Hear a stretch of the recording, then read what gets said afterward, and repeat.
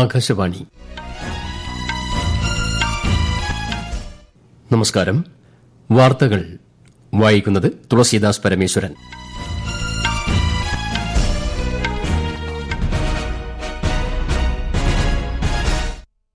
പ്രധാന വാർത്തകൾ.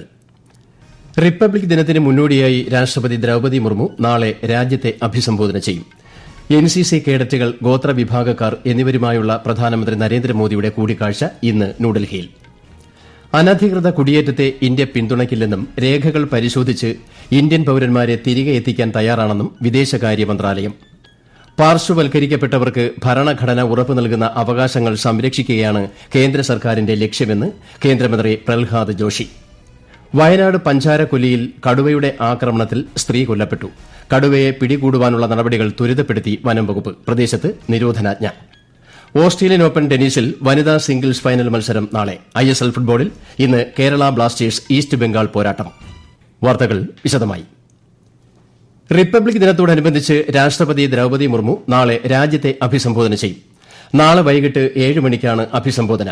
ആകാശവാണിയുടെ എല്ലാ നിലയങ്ങളും ദൂരദർശനും ഹിന്ദി, ഇംഗ്ലീഷ് ഭാഷകളിൽ അഭിസംബോധന പ്രക്ഷേപണം ചെയ്യും. ആകാശവാണിയിൽ രാത്രി 9:30 മുതൽ പ്രാദേശിക ഭാഷകളിലും അഭിസംബോധന പ്രക്ഷേപണം ചെയ്യും. റിപ്പബ്ലിക് ദിന ആഘോഷങ്ങളുടെ ഭാഗമായി പ്രധാനമന്ത്രി Narendra Modi NCC, NSS youth exchange programme കേഡറ്റുകൾ, ടാബ്ലോ കലാകാരന്മാർ, ഗോത്രവിഭാഗക്കാർ എന്നിവരുമായി ഇന്ന് ന്യൂഡൽഹിയിൽ കൂടിക്കാഴ്ച നടത്തും.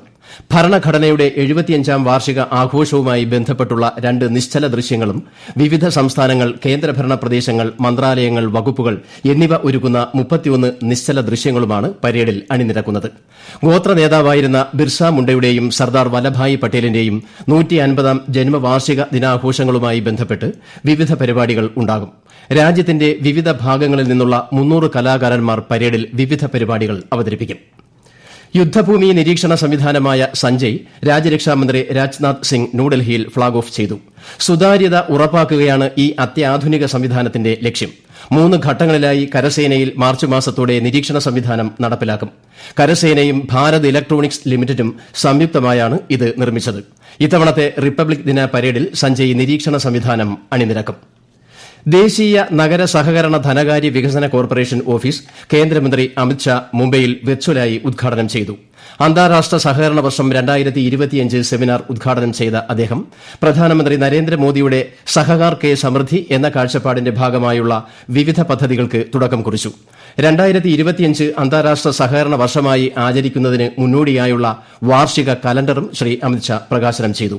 പുതുതായി രൂപീകരിക്കുന്ന 10,000 വിവിധോദ്ദേശ്യ സഹകരണ സൊസൈറ്റികളുടെ പരിശീലന പരിപാടിക്കും കേന്ദ്രമന്ത്രി തുടക്കം കുറിച്ചു. അനധികൃത കുടിയേറ്റത്തെ ഇന്ത്യ പിന്തുണയ്ക്കില്ലെന്ന് വിദേശകാര്യ മന്ത്രാലയ വക്താവ് രൺധീർ ജയ്സ്വാൾ ന്യൂഡൽഹിയിൽ വാർത്താസമ്മേളനത്തിൽ സംസാരിക്കുകയായിരുന്നു അദ്ദേഹം. മറ്റ് രാജ്യങ്ങളിൽ അനധികൃതമായി കഴിയുന്ന ഇന്ത്യൻ പൌരന്മാർ രേഖകൾ ഹാജരാക്കുകയാണെങ്കിൽ അവ പരിശോധിച്ച ശേഷം തിരികെ എത്തിക്കാൻ തയ്യാറാണെന്നും ശ്രീ രൺധീർ ജയ്സ്വാൾ വ്യക്തമാക്കി. Illegal immigration, especially because it is linked to several forms of organized crime. For Indians, not just in the United States, but anywhere in the world, if they are Indian nationals and they are overstaying or they are in a particular country without proper documentation, we will take them back, provided documents are shared with us so that we can verify their nationality, that they are indeed Indians. If that happens to be the case, then we will take things forward. We'll facilitate the return to India. പാർശ്വവൽക്കരിക്കപ്പെട്ടവർക്കും ദരിദ്ര വിഭാഗങ്ങൾക്കും ഭരണഘടന ഉറപ്പു നൽകുന്ന അവകാശങ്ങൾ സംരക്ഷിക്കുകയാണ് കേന്ദ്ര സർക്കാരിന്റെ ലക്ഷ്യമെന്ന് കേന്ദ്രമന്ത്രി പ്രഹ്ലാദ് ജോഷി. ഭരണഘടനാ അഭിമാന ദിനം എന്ന വിഷയത്തിൽ തിരുവനന്തപുരത്ത് സംഘടിപ്പിച്ച സെമിനാർ ഉദ്ഘാടനം ചെയ്യുകയായിരുന്നു അദ്ദേഹം. കേന്ദ്ര ഭക്ഷ്യ പൊതുവിതരണ വകുപ്പ് മന്ത്രി പ്രഹ്ലാദ് ജോഷിയുമായി മന്ത്രി GR അനിൽ കൂടിക്കാഴ്ച നടത്തി.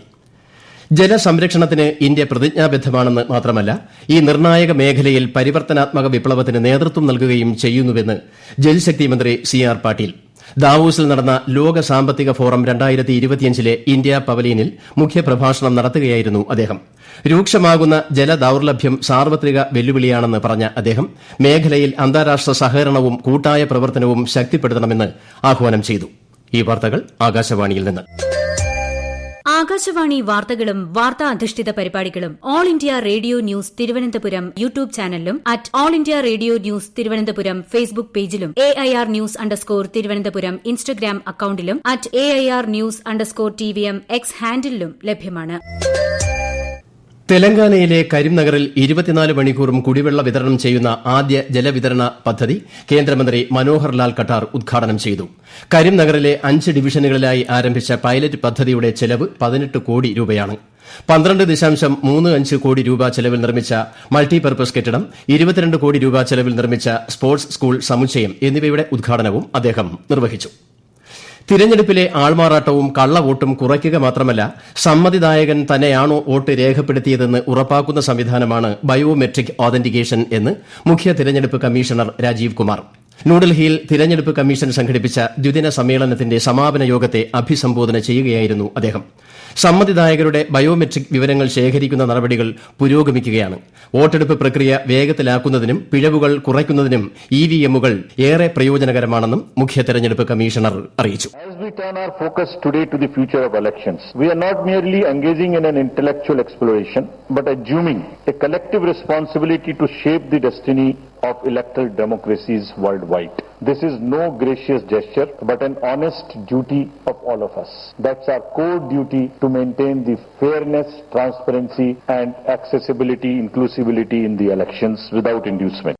വയനാട് പഞ്ചാരക്കുലിയിൽ കടുവ ആക്രമണത്തിൽ ആദിവാസി സ്ത്രീ കൊല്ലപ്പെട്ടു.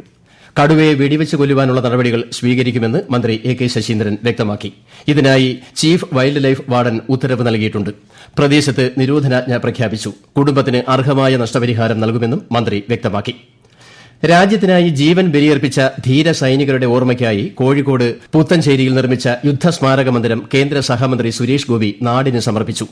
വരും തലമുറയ്ക്ക് പ്രചോദനമാണ് യുദ്ധസ്മാരക മന്ദിരങ്ങളെന്ന് കേന്ദ്രമന്ത്രി പറഞ്ഞു. തുടർന്ന് MG വാസുദേവൻ നായരുടെ വസതിയും മന്ത്രി സന്ദർശിച്ചു. ഓസ്ട്രേലിയൻ ഓപ്പൺ ടെന്നീസ് വനിതാ സിംഗിൾസ് ഫൈനലിൽ ലോക 1-ാം നമ്പർ താരവും നിലവിലെ ചാമ്പ്യനുമായ ആര്യന സബലെങ്ക അമേരിക്കയുടെ മാഡിസൺ കീസുമായി നാളെ ഏറ്റുമുട്ടും. പുരുഷ സിംഗിൾസ് ഫൈനലിൽ ഇറ്റലിയുടെ ജാനിക് സിന്നർ അലക്സാണ്ടർ സ്വരേവിനെ മറ്റന്നാൾ നേരിടും. ഇന്ന് നടന്ന പുരുഷ സിംഗിൾസ് ആദ്യ സെമിയിൽ 10 തവണ ചാമ്പ്യനായ സെർബിയയുടെ നൊവാക് ജോക്കോവിച്ച് പരിക്ക് കാരണം പിന്മാറിയതിനെ തുടർന്ന് എതിരാളിയായ അലക്സാണ്ടർ സ്വരേവ് ഫൈനൽ പ്രവേശനം ഉറപ്പാക്കുകയായിരുന്നു. ISL ഫുട്ബോളിൽ ഇന്ന് കേരള ബ്ലാസ്റ്റേഴ്സ് ഈസ്റ്റ് ബംഗാൾ പോരാട്ടം. കൊൽക്കത്ത സാൾട്ട് ലേക്ക് സ്റ്റേഡിയത്തിലാണ് മത്സരം. ഡൽഹി നിയമസഭാ തെരഞ്ഞെടുപ്പിനുള്ള പ്രചാരണം ഊർജിതമാക്കി രാഷ്ട്രീയ പാർട്ടികൾ. ഉത്തരാഖണ്ഡ് മുഖ്യമന്ത്രി പുഷ്കർ സിംഗ് ധാമി, മുതിർന്ന BJP നേതാവും മുൻ കേന്ദ്രമന്ത്രിയുമായ അനുരാഗ് സിംഗ് ഠാക്കൂർ തുടങ്ങിയവർ ഇന്ന് വിവിധ മണ്ഡലങ്ങളിൽ പ്രചാരണ തിരക്കിലാണ്. ആം ആദ്മി പാർട്ടി ദേശീയ കൺവീനറും മുൻ ഡൽഹി മുഖ്യമന്ത്രിയുമായ അരവിന്ദ് കെജ്രിവാൾ ഉത്തം നഗർ, ദ്വാരക തുടങ്ങിയ മണ്ഡലങ്ങളിൽ റോഡ് ഷോകളിൽ പങ്കെടുത്തു. മുതിർന്ന കോൺഗ്രസ് നേതാവും ലോക്സഭാ പ്രതിപക്ഷ നേതാവുമായ രാഹുൽ ഗാന്ധി മാദിപൂർ മണ്ഡലത്തിൽ മെഗാ റാലിയെ അഭിസംബോധന ചെയ്യും. 70 മണ്ഡലങ്ങളിലേക്കുള്ള വോട്ടെടുപ്പ് അടുത്ത മാസം 5-നാണ്. വോട്ടെണ്ണൽ 8-ന് നടക്കും. കേരളത്തിലെ റേഷൻ വ്യാപാരികൾ തിങ്കളാഴ്ച മുതൽ അനിശ്ചിതകാല സമരത്തിലേക്ക്. സർക്കാരുമായി ഇന്ന് നടത്തിയ ചർച്ച പരാജയപ്പെട്ടതോടെയാണ് കടയടച്ചുള്ള സമരവുമായി മുന്നോട്ടു പോകാൻ റേഷൻ വ്യാപാരികൾ തീരുമാനിച്ചത്. റേഷൻ വ്യാപാരികളുടെ മറ്റ് ആവശ്യങ്ങൾ പരിഗണിച്ചിട്ടുണ്ടെന്നും സാമ്പത്തിക പ്രതിസന്ധി മൂലം ശമ്പള പരിഷ്കരണം നടപ്പാക്കാനാകില്ലെന്നും ചർച്ചയിൽ സർക്കാർ സമരക്കാരെ അറിയിച്ചു. ഈ വർഷത്തെ ഇന്ത്യ ഊർജ്ജവാരം അടുത്ത മാസം 11 മുതൽ 14 വരെ ന്യൂഡൽഹിയിലെ ദ്വാരകയിൽ നടക്കുമെന്ന് കേന്ദ്രമന്ത്രി ഹർദീപ് സിംഗ് പുരി. യശോഭൂമിയിൽ നടക്കുന്ന ഇന്ത്യ ഊർജ്ജവാരം ലോകത്ത് ഊർജ്ജ മേഖലയുമായി ബന്ധപ്പെട്ട് നടക്കുന്ന 2ാമത്തെ വലിയ പരിപാടിയാണെന്ന് മന്ത്രി പറഞ്ഞു. 105 സെഷനുകളിലായി 70,000 പ്രതിനിധികൾ പങ്കെടുക്കും.